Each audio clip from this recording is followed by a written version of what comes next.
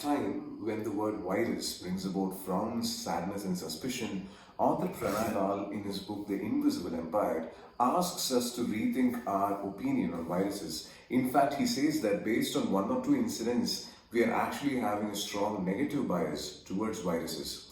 And he is able to manage what he achieved in his first book. He is able to educate and entertain. Hi, this is Gautam. For today's episode, we'll be looking at the review of this book, The Invisible Empire, A Natural History of Viruses by Pranay Lal. Writing a popular science book is fraught with two basic challenges. First, how do I explain science to the general audience? And second, how do I explain it without making it boring? You know what? Author Pranay Lal is able to hit both the balls out of the park, and he does that because of his fluid writing.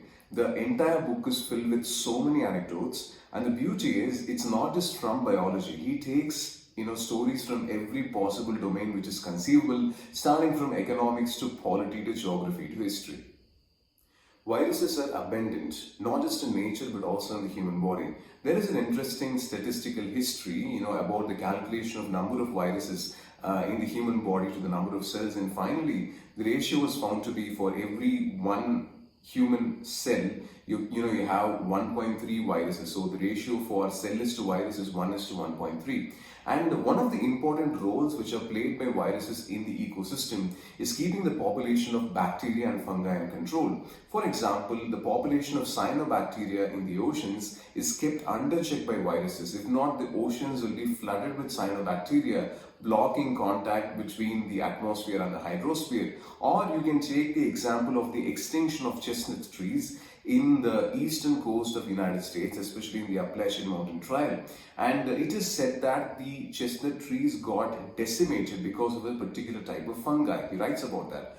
But the same fungi was not very virulent across Western Europe, primarily because there was biological control, and this biological control is viruses themselves. Yes, viruses were able to attack fungi and help save chestnut trees in Europe.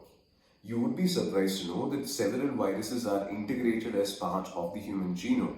One important example, he says, in fact, is the placental tissue, which is instrumental in the evolution of mammals. Not just this, when he tries to explore the evolution of microscopes or the events associated with smallpox, there are so many links which he's able to make with historical references, and you get wonderful illustrations which are simply thrown all around the book. And we should thank the illustrator too. It's quite wonderful to enjoy, along with the content, wonderful pictures and illustrations. Reading the book will only, replay the fact in our head that the concept of superiority is exactly not true when it comes to evolution. For example, we conceive Homo sapiens to be a superior level of, organizing your cells and one of the most successful organisms on Earth. But reading the text will again, help one to reconsider the fact that you cannot say through evolution that one organism is superior to another.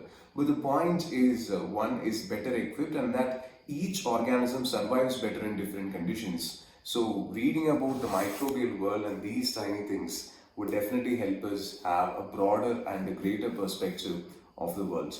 That's it for today's review. Meet you with the next book pretty soon. Bye for now.